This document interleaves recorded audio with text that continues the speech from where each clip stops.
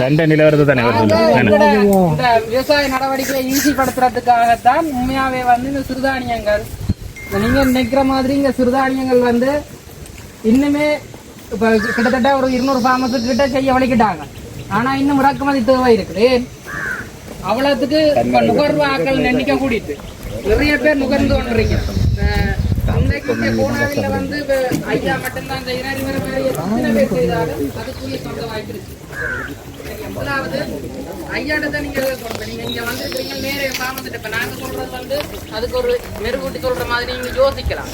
ஆனா ஐயாட்ட கேட்கணும், ஐயா நீங்க உரம் போட்டீங்களா, எவ்வளவு நாள் தண்ணி விட்ட, நீங்கள் இதுக்கு பூச்சிதாக்குல வந்ததா, என்ன பிரச்சனை இருக்குது, பறவை மட்டும்தான் பிரச்சனை இருக்கு. நீங்க யோசிச்சு பாருங்க. 1960 தொடக்கம் 70க்கு அந்த மகாவலி திட்டம் வந்து எங்கட பசுமை புரட்சி வந்து எங்கட யூரியா பாவனாது இதெல்லாம் கூடினா பிறகுதான் நீங்க எங்கட உணவு சார்ந்த நடவடிக்கைகளும் சரி விவசாயம் சார்ந்த நடவடிக்கைகளும் சரி பொருள்வா மாறிட்டாங்க.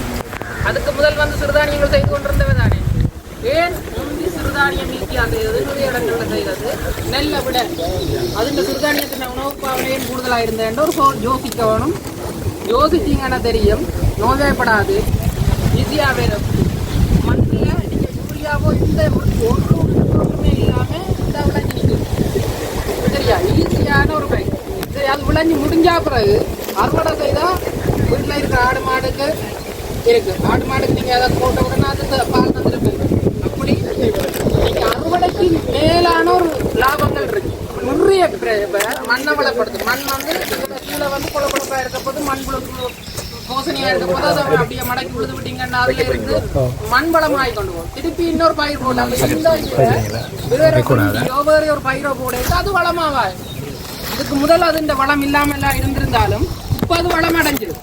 அதுக்கு காரணம் என்னன்னா மண்ணை கொடூரமா வளப்படுத்தும். நீங்க யூரியா கொடுத்தோ அதுல கொடுத்தோ வளப்படுத்தாத மண்ணை சிறுதானியம் வளப்படுத்திட்டு போகும். அப்ப நீங்கள் யோசிக்க உங்களுக்கு இப்படியெல்லாம் லாபம் பெறணும்னு யோசிக்க அதை செய்து தர்ற ஒன்றை நாங்கள் என்ன யோசிப்போம், அதுங்களுக்கு ஒரு வரமண்டம் மாதிரி தானே யோசிப்போம். அதுங்களுக்கு ஒரு கடவுள் தந்த ஒரு வரமண்டம்.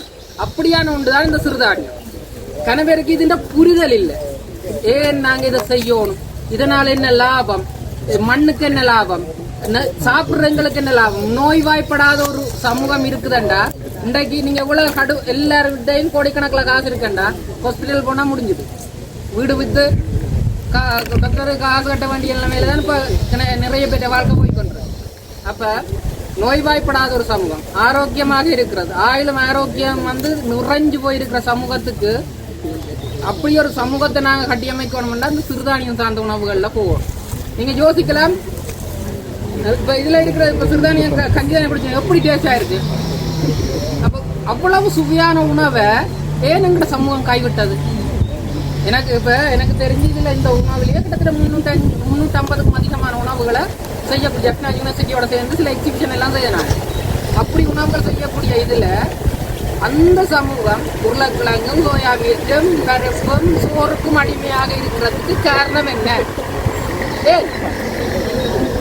நீங்க போய் சொல்லணும், இப்படி ஒண்ணு வந்திருக்கிறோம், இப்படி ஒண்ணு கதைச்சிருக்கிறோம், எல்லாம் போய் தேடி பார்க்கலாம். சிறுதானியங்கள் ஒன்று இருக்கா, அதை சாப்பிடலாமா, எப்படி எப்படி எல்லாம் சமைக்கலாம், எங்க வாங்கலாம், இங்க எங்க கிடைக்குது, அப்படியான ஒரு தேடுதல் இருந்தா அதுக்கு பிறகு இதுல இருக்கிற வந்திருக்கிற எல்லாரும் 10 ஏக்கர் செய்கிறாலும் இதுல இருக்கிற வந்திருக்கிற எல்லாரும் 10 ஏக்கர் செய்கிறாலும் விதை இருக்கு. விதைக்கு விதை வந்து உங்களுக்கு அன்லிமிட்டடா தரலாம். சரியா, நீங்க செய்யறதுக்கு ரெடியா இருந்தா செய்யலாம், கதைக்கலாம். நன்றியா.